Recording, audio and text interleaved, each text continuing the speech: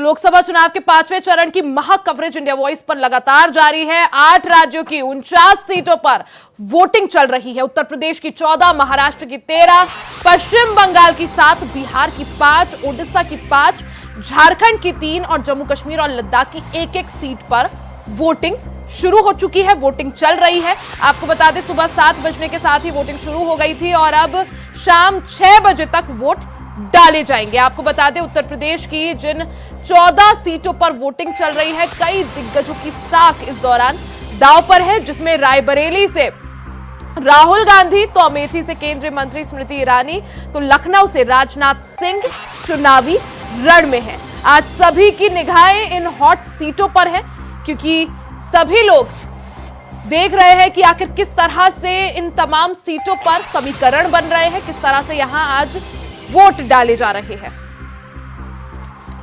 तो उत्तर प्रदेश की जिन 14 सीटों पर वोटिंग चल रही है, उनमें कई हॉट सीटें भी शामिल है, कई हाई प्रोफाइल सीटें भी शामिल है। जल्दी से आपको बता दूं वो 14 सीटें कौन कौन सी है उत्तर प्रदेश की जिनमें वोटिंग हो रही है। उसमें रायबरेली, अमेठी, जालौन, झांसी, हमीरपुर, बांदा, फतेहपुर, कौशाम्बी, बाराबंकी, फैजाबाद, कैसरगंज, गोंडा, मोहनलालगंज और लखनऊ शामिल है। तो ये वो 14 सीटें हैं जिनमें वोटिंग हो रही है। सुबह से इंडिया वॉइस भी अपने दर्शकों को यही अपील कर रहा है कि अगर आपके क्षेत्र में आज वोटिंग है तो जरूर घरों से बाहर निकलें और लोकतंत्र के इस महापर्व का हिस्सा बने, अपना मत अधिकार का जरूर प्रयोग करें।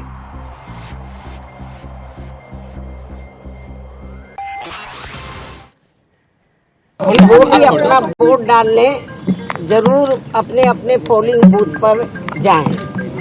हालांकि मैं जब भी जिस भी चरण में वोटिंग होता है तो मैं हमेशा यही अनुरोध करती हूँ कि जलपान आदि आप बाद में करें, पहले अपना वोट डालने के लिए जरूर जाएं। तो यही मेरी दरखास्त है, अपील है।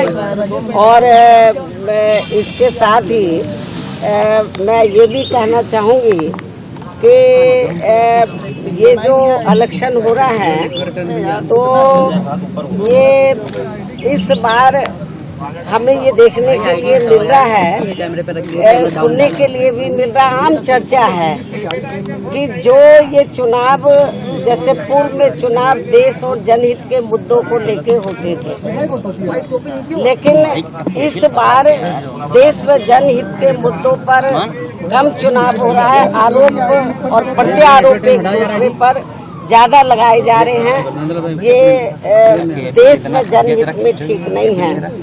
इसलिए मेरी सभी पार्टियों को ये कहना है कि उनको देश और जनहित के जो मुद्दे हैं उनको प्राथमिकता देनी। सब कुछ अच्छा चल रहा है, ऐसा कुछ रिपोर्ट का ये नहीं है। 2-3 जगह में थोड़ा सा थ्रेडनिंग चल रहा है।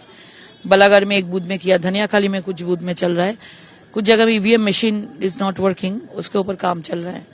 धनियाखाली में मैं हूँ, सब लोग अभी बहुत अच्छा सिचुएशन है, सब लोग वोटाधिकार अपना अपना देंगे। कैंडिडेट के साथ कुछ नहीं है, वो तो जानते ही नहीं है कि तृणमूल पार्टी का क्या है, वो तो ऐसे ही नाम सुन के टिकट मिल गया, आ गया। लेकिन इसके इतना बड़ा बड़ा नेता है, सब लोग जानते हैं, सब किसी के ऊपर विश्वास नहीं है। ममता बंदोपाध्याय का ये विश्वास नहीं है, अभिषेक बंदोपाध्याय किसी के ऊपर विश्वास नहीं है। फिर सिर्फ आईपैक के ऊपर रिसर्च करके इसने कैंडिडेट दे दिया है। और मतलब ये करप्शन के विरुद्ध में वोट हो रहा है, तो इसमें कोई कैंडिडेट का नहीं है। मोदी जी का नेतृत्व में वोट हो रहा है। जितना करप्शन बंगाल में हो रहा है, देखना इतना सारा जो धमकी चमकी चल रहा है, क्यों चलेगा? हमारे साइड से तो नहीं है, तो काम नहीं किया, विश्वास नहीं है जनता के ऊपर, इसलिए हो रहा है। विकसित भारत और विकसित अयोध्या के लिए और मोदी जी को तीसरी बार इस देश का प्रधानमंत्री बनाने के लिए आज पूरे देश के नागरिक, राम भक्त, पूज्य साधु संत सारे लोग मतदान कर रहे हैं। बस मैं यही कहना चाहूंगा, मैं चाहता हूं कि मेरा भारत जो है वो विकसित रहे, वो मजबूत रहे, एंड बस उसी को दिमाग में रखते हुए मैंने वोट किया और उसी हिसाब से पूरा भारत वोट करे जो उनके दिमाग में। ने मायावती को सुना, अक्षय कुमार को सुना, तमाम दिग्गजों ने अपना वोट आज कास्ट किया। लखनऊ से मायावती ने आज अपना वोट कास्ट किया। इस दौरान उन्होंने बताया और हर किसी से अपील की कि अगर आपके क्षेत्र में आज मतदान है तो जरूर घरों से बाहर निकले और अपने इस लोकतंत्र का हिस्सा बने, लोकतंत्र के इस महापर्व का हिस्सा बने। तो वोटिंग लगातार जारी है। कई सारे दिग्गजों की साख इस दौरान दांव पर है। कई सारे दिग्गज चुनावी रण में है, जिनकी किस्मतों का आज फैसला हो जाएगा।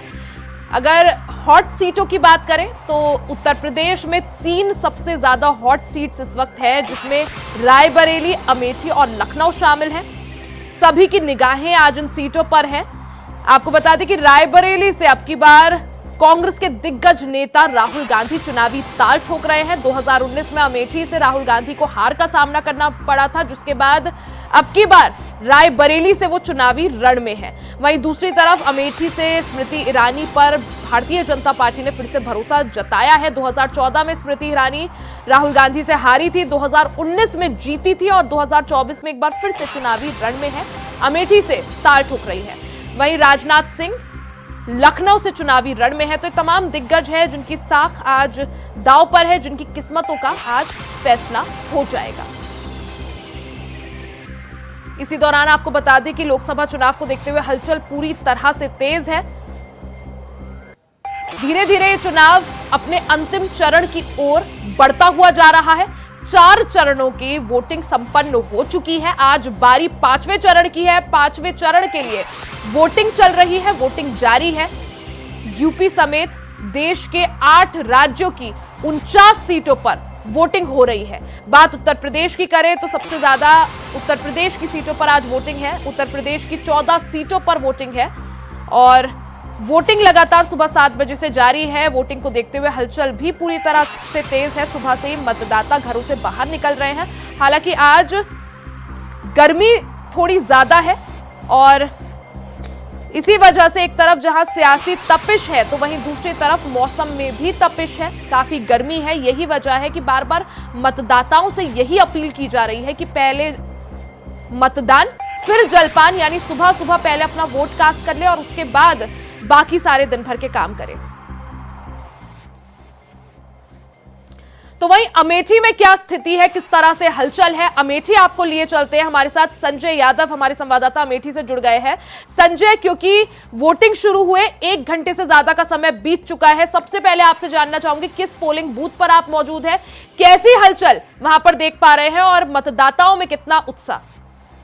रिया जी, आपको बता दें इस समय हम अमेठी के जो है वो देवी पाटन द्वितीय जो पोलिंग बूथ है वहां पर मौजूद है, जो पिंक पोलिंग बूथ है यहाँ पर मौजूद है। और यहाँ की स्थिति के बारे में आपको बताएं तो यहाँ पूरी तैयारी जो है वो की गई है। तरह तरह के जो गुब्बारे हैं उनसे इस पोलिंग बूथ को, पिंक बूथ को सजाया गया है। और कहीं ना कहीं आपको हम दिखाएंगे कि जो सुबह से ही 7 बजे यहाँ से मतदान शुरू हुआ। आज जो अमेठी है, अमेठी में टोटल जो है 1492 सीटों पर आज जो है वो पोलिंग हो रही है। और कहीं कहीं लोकसभा की बात करें तो 1923 पोलिंग बूथों पर आज मतदान कर रहे हैं मतदाता। और साथ में सुबह से ही लंबी लंबी लाइनें जो है वो मतदान केंद्रों पर देखने को मिल रही है। ऐसे में ये देखा जा रहा है कि ये जो अमेठी है, अमेठी का जो ये रण है कहीं ना कहीं देखा जाए तो हॉट सीटों में गिना जाता है, क्योंकि एक तरफ स्मृति ईरानी है और दूसरी तरफ जो है कांग्रेस से केएल शर्मा है। और पूरी दमखम के साथ ये बिल्कुल, यानी रण जो है काफी रोचक है अमेठी का और सभी की निगाहें आज अमेठी पर हैं। अमेठी, रायबरेली, लखनऊ, ये 2-3 सीटें हैं जो बिल्कुल हॉट बनी हुई है, हाई प्रोफाइल सीटें ने कहा जा सकता है। लेकिन संजय, जिस तरह से तस्वीरें भी देख सकते थे कुछ देर पहले, काफी सजाया गया है इस पिंक पोलिंग बूथ को। तो वजह क्या यही वजह कि तैयारियां अच्छी की गई है और ज्यादा से ज्यादा जो लोग हैं वो अपने घरों से बाहर निकले और ज्यादा से ज्यादा मतदान करें, यही वजह कि काफी ज्यादा तैयारियां की गई है, सजाया गया है पोलिंग बूथ को? रिया जी, कहीं ना कहीं जो अमेठी की जिलाधिकारी हैं, जिलाधिकारी ने भी ये कहा था कि लोग पहले मतदान करें फिर जलपान करें। हम आपको दिखाना चाहेंगे कि ये पूरी जो लाइनें हैं मतदाता की, ये मतदाता यहाँ पर लगातार जो है सुबह 7 बजे से ही यहाँ पर वोटिंग के लिए लाइनों में लगे थे। पॉसिबल हो पाए तो लोगों से बातचीत करिए, उनसे पूछिए कि किस तरह से उन्हें तैयारियां लग रही हैं। उनसे ये भी पूछिए कि सुबह सुबह पहुंचे हैं मतदान करने के लिए, तो बाकी जो लोग घरों पर हैं उनको क्या संदेश या उनसे क्या अपील करना चाहेंगे? जी, बिल्कुल, मैं इन मतदाताओं से बात करने की कोशिश करता हूं, कहीं ना कहीं इनसे पूछने का प्रयास करता हूं। तथा कहीं ना कहीं आज मतदान है 5वें चरण का, ऐसे में मतलब क्या मुद्दा है इस बार मतदान का, वोट डालने का क्या मुद्दा है आपका? पार्टी की बात नहीं, महंगाई, बेरोजगारी, किस मुद्दे पर मतदान करेंगे? महंगाई के लिए। और भी लोग हैं, उनसे भी जानने का प्रयास करते हैं। चाचा, कहीं ना कहीं आज वोट डालने पहुंचे आप, क्या मुद्दा है इस बार वोट डालने का? कोई मुद्दा नहीं है। मोदी जी ने जो काम किया है वो काम कोई सरकार कर नहीं सकती है। जैसे निष्पक्ष बच्चों को नौकरी मिलना, गरीबों को अनाज मिलना, समझ रहे हैं, हर तरह से निष्पक्ष इस सरकार में काम हुआ है। कोई जात नहीं, कोई भेद नहीं। तो चाचा, कहीं ना कहीं मतदान करने आप पहुंचे हैं इस समय पोलिंग बूथ पर, तो क्या मुद्दा है इस बार वोट डालने का? ये अपने अधिकारों का प्रयोग कर रहे हैं। कुछ महिलाएं भी हैं, उनसे भी बात करने का प्रयास करते हैं। जी बिल्कुल। और यहाँ पर संजय, आप महिलाओं से बात करने पहुंच रहे हैं, महिलाओं से पूछेगा महिला सुरक्षा कितना बड़ा मुद्दा, और महिलाओं के मुद्दे पर, क्योंकि चाहे उज्ज्वला योजना हो या तमाम योजनाएं जो भारतीय जनता पार्टी की तरफ से चलाई गई, महिलाओं के मुद्दे क्या है अब की बार? आपका क्या मुद्दा है इस बार मतदान करने का?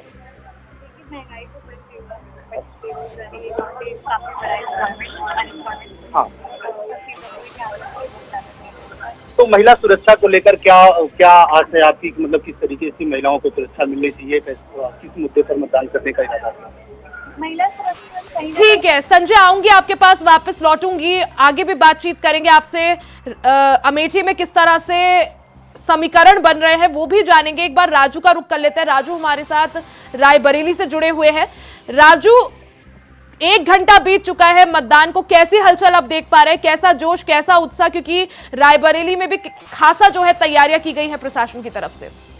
जी देखिए, मैं आपको बता दूं कि जिस तरह से जन जागरण का कार्य रायबरेली में किया गया था, जिलाधिकारी हो या पुलिस अधीक्षक हो या जिस तरह से और भी जिम्मेदारों की ड्यूटी लगाई गई थी कि क्षेत्र में जाकर लोगों को जागरूक करें कि पहले मतदान फिर जलपान, तो इस तरह से उसका असर भी रायबरेली में देखने को मिल रहा है। और मतदान प्रतिशत की जो कवायद थी उस पर पूरी तरह से खरा उतरने का जो प्रशासन का प्रयास था वो कहीं ना कहीं देखने को मिल रहा है। लोगों के द्वारा सुचारू रूप से मतदान स्थल पर आकर मतदान करके देखा जा सकता है कि वो जा रहे हैं। तो साफ तौर से जो लोगों का आना जाना है सिलसिलेवार वो जारी है और लोग आ जा रहे हैं। तो ऐसे में साफ तौर से कहीं न कहीं जो मतदान प्रतिशत बढ़ाने की कवायद थी वो पूरी तरह से रायबरेली में देखने को मिल रही है। और साफ यानी जो प्रशासन की तरफ से तैयारियां की गई थी, अभियान चलाए गए थे, वो रंग लाते हुए रायबरेली में दिख रहे हैं।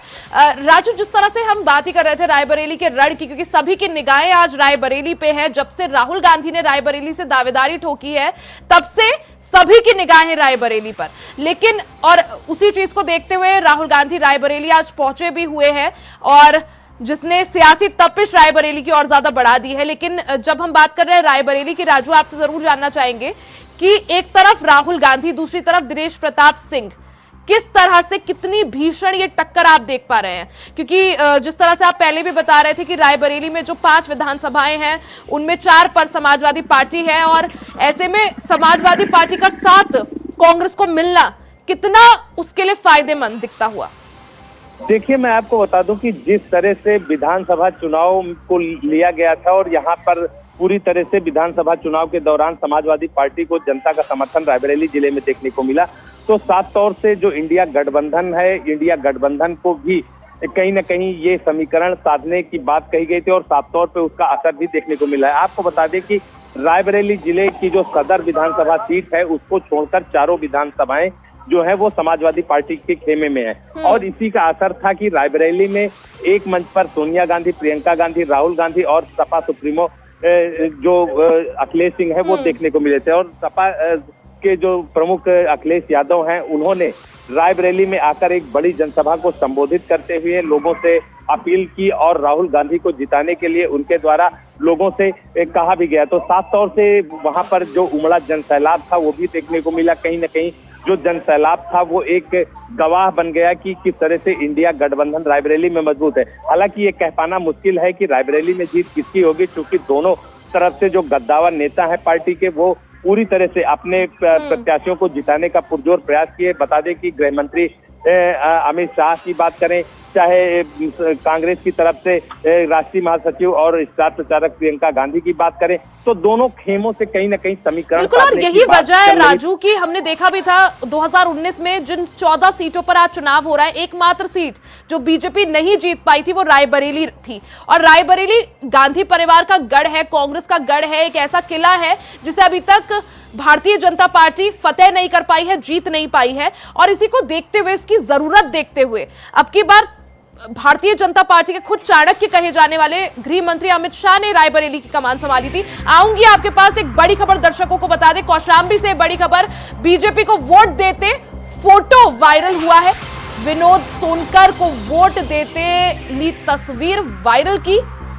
पोलिंग बूथ, तो ये बड़ी खबर आपको बता रहे हैं, पोलिंग बूथ के अंदर लोग मोबाइल ले जा रहे हैं। म्योहरा पोलिंग बूथ की ये तस्वीर बताई जा रही है। तो कौशांबी से बड़ी खबर, जहां बीजेपी को वोट देते हुए एक मतदाता ने फोटो वायरल कर दी। विनोद सोनकर को वोट देते तस्वीर वायरल की है। पोलिंग बूथ के अंदर लोग मोबाइल ले जा रहे हैं। ऐसे मामले इससे पहले भी देखने को मिले थे और कई सारी ऐसी वीडियोस भी वायरल हुई थी जिसमें लोग पोलिंग बूथ के अंदर फोन ले गए थे और वोट कास्ट करते हुए उन्होंने वीडियो बनाई और बाद में उसे वायरल कर दिया। ऐसी तस्वीर जो है कौशांबी से भी सामने आ रही है। कौशांबी से खबर, जहां पोलिंग बूथ में मोबाइल एक मतदाता लेकर गए और वोट कास्ट करते हुए उन्होंने वीडियो बनाकर वायरल कर दी। हालांकि इसको लेकर, इन तमाम तरह की खबरों को लेकर प्रशासन के द्वारा सुरक्षा व्यवस्था के जो इंतजाम है उसको लेकर सवाल जरूर उठाए जा रहे हैं। और ज्यादा जानकारी के लिए चंदन वर्मा हमारे साथ लखनऊ से लाइव जुड़ गए हैं। सीधा चंदन का रुख कर लेते हैं। चंदन, इससे पहले भी हमने देखा था, चौथे चरण के मतदान में भी हमने यही चीजें देखी कि कई सारी ऐसी वीडियोस वायरल हुई, फोटोज वायरल हुई जिसमें मतदाता अपना वोट कास्ट करते हुए दिख रहे थे, जिसके बाद सुरक्षा व्यवस्था को लेकर कई सारे सवाल जो है उठाए जा रहे हैं। अब कौशांबी से भी ऐसी तस्वीर सामने आई है जहां एक मतदाता ने अपना वोट कास्ट करते हुए फोटो या वीडियो वायरल कर दी। देखिए, जिस तरह से ये फोटो वायरल हुई है, कहीं ना कहीं सुरक्षा व्यवस्था पे भी ये सवाल खड़ा होता है कि पोलिंग बूथ पर मतदाता गया वोट डालने, उसके बाद अपनी फोटो वायरल कर रहा। हालांकि ये जो फोटो वायरल हो रही है, इसके बाद जो विनोद सोनकर का नाम सामने आ रहा है, उसने फोटो वायरल किया, तो ऐसे में देखना होगा रिया कि किस तरह की इनके ऊपर कार्रवाई होती, क्योंकि लगातार जो पोलिंग बूथ है वहां पर सुरक्षा व्यवस्था की अगर देखिए बात करी जाए तो तमाम तरह की सुरक्षा व्यवस्था लगाई गई है। वो चाहे पुलिस की बात कर लिया जाए, चाहे निर्वाचन आयोग के तमाम सुरक्षा व्यवस्था के कड़े इंतजाम किए जाते हैं और फोन आमतौर पर वोट कास्ट करते वक्त ले जाना इस पर मना ही है, लेकिन उसके बाद ऐसी तस्वीरें सामने आना क्या माना जाए? कितना बड़ा सुरक्षा व्यवस्था को लेकर ये सवाल? पूरी तरह से कहीं ना कहीं सुरक्षा में सेंधमारी की गई है, उसके बाद ये जो फोटो वायरल की गई है, लेकिन पूरी कड़ी सुरक्षा व्यवस्था के बीच पूरे लखनऊ समेत और तमाम जो जिले हैं जहां पर आज मतदान होना है वहां पर सुरक्षा व्यवस्था जो पूरी तरह से चाक चौबंद कर दी गई है। लेकिन जिस तरह से ये फोन से फोटो वायरल हो रही है और फोन जो लेके गया, जो फोन विनोद सोनकर अंदर लेके गया, तो ऐसे में वहां के जो सुरक्षा व्यवस्था में जो वहां के जो अधिकारी लगे उनके ऊपर भी एक सवालिया निशान खड़ा होता है। हालांकि जो फोटो वायरल हुई है उसके बाद देखने वाली बात ये रिया होगी कि किस तरह की कार्रवाई होती, क्योंकि जो वहां सुरक्षा व्यवस्था में चाहे पुलिस अधिकारियों की बात कर लिया जाए, चाहे जो निर्वाचन के जो अधिकारी लगाए गए हैं उनकी बात कर लिया जाए, लेकिन कहीं ना कहीं ये पूरी तरह से ठीक है। एक और बड़ी खबर आ रही है लखनऊ से। बीकेटी में आधे घंटे से जो ईवीएम मशीन है वो खराब है। बूथ संख्या 401 में ईवीएम मशीन खराब हुई है। आधे घंटे के बाद ईवीएम मशीन बदली गई है। तो ईवीएम मशीन खराब थी। लखनऊ बीकेटी में आधे घंटे देरी से मतदान शुरू हुआ क्योंकि पोलिंग मशीन जो थी, ईवीएम मशीन जो थी वो खराब थी, जिस वजह से उसको अब बदल दिया गया है। हालांकि लेकिन आधे घंटे से मतदान नहीं हुआ था, मतदान प्रभावित हुआ, लोगों को काफी ज्यादा परेशानी का सामना करना पड़ा। लखनऊ से खबर है जहां बीकेटी में आधे घंटे से पोलिंग मशीन खराब थी, ईवीएम मशीन खराब थी, जिसकी वजह से मतदान जो है रुका हुआ था। सीधे चंदन का रुख करते हैं। चंदन, कई बार ऐसी खबरें भी आती हैं कि ईवीएम मशीन खराब हो जाती है, छुटपुट खबरें हालांकि सामने आती हैं, लेकिन सुबह से ही, क्योंकि सुबह मतदान का समय था और तभी जो है चंदन क्या कहते हैं, तभी ईवीएम मशीन सुबह के वक्त ही खराब हो गई। ऐसे में आधे घंटे तक मतदान रुका हुआ रहा। क्या माना जाए, क्या अतिरिक्त समय मतदाता को दिया जा पाएगा? अगर ये मशीनरी चीजें हैं, इसमें किसी तरह की भी कभी भी कोई दिक्कत आ सकती है, लेकिन जिस तरह से ये मशीन खराब हुई थी, हालांकि वहां पर मौके पर मशीन पहुंच गई है। अब जो मतदाता है वो मतदान कर रहे हैं। हालांकि जो आधे घंटे का जो वो गैप रहा, उसको भी कहीं ना कहीं जो वहां पे पोलिंग अधिकारी है उनका कहना है कि जो आधे घंटे का जो हमारा टाइम लॉस हुआ है, इसको भी हम कवर करने का काम करेंगे। हालांकि जो मतदाता है वो लगातार वहां पहुंच रहे हैं और अपना मतदान, अपना मत का जो वो प्रयोग है उसको कर रहे हैं। हालांकि मैं अभी इस टाइम लखनऊ राजधानी के कई ऐसे पोलिंग बूथ पर गया हूं जहां पर जो मतदाता है उनकी भीड़ उमड़ी हुई है। यानी जो वोट प्रतिशत की देखिए रिया बात करी जाए तो कहीं ना कहीं इस बार का जो वोट प्रतिशत है, चरण का जो चुनाव हो रहा है, इसमें वोट परसेंटेज कहीं ना कहीं काफी बढ़ता हुआ दिखाई देगा, इजाफा दिखाई देगा। हालांकि कई ऐसे पोलिंग बूथ है जहां पर मशीन से लेकर और कई ऐसी समस्याएं आ रही, लेकिन उसको लेकर लगातार जो अधिकारी हैं उनकी नजर बनी हुई है। पल पल की अपडेट, यानी जो अधिकारी है वो खुद मौके पर जा रहे हैं, जिला अधिकारी मौके पर जा रहे हैं और वहां जाकर वो पोलिंग बूथ से लेकर जो तमाम चीजें हैं उन पर भी वो चर्चा करे। उसके बाद जो तमाम चीजें हैं उन पर भी निगाहें टिकी हुई है। हालांकि जो मशीन की अगर देखिए रिया बात करी जाए तो कहीं ना कहीं वो जो मशीन खराब हुई थी उसके बाद मौके पर नई मशीन भेजी गई है और उसके बाद लगातार अब लोगों का मतदान फिर से सुचारू रूप से चल रहा है। जी, यानी मतदान फिर से एक बार शुरू हो चुका है। हालांकि थोड़ा समय जरूर वहां पर बर्बाद हुआ, लोगों को परेशानी का सामना करना पड़ा, लेकिन अब जो है मतदान फिर से शुरू हो चुका है। चंदन, आऊंगी आपके पास वापस, आगे मतदान प्रतिशत को लेकर चर्चा करेंगे। एक बार बड़ी खबर बता दें दर्शकों को कि 8 राज्यों की 49 सीटों पर वोट जो है लगातार डाले जा रहे हैं। अमेठी चलते हैं एक बार, संजय यादव हमारे साथ अमेठी से बने हुए हैं। संजय, अमेठी के रण की बात करें, जिस तरह से भारतीय जनता पार्टी ने हमने देखा कि अपने हर इलेक्शन कैंपेन के द्वारा राम मंदिर का जो मुद्दा है बढ़ चढ़कर उठाया।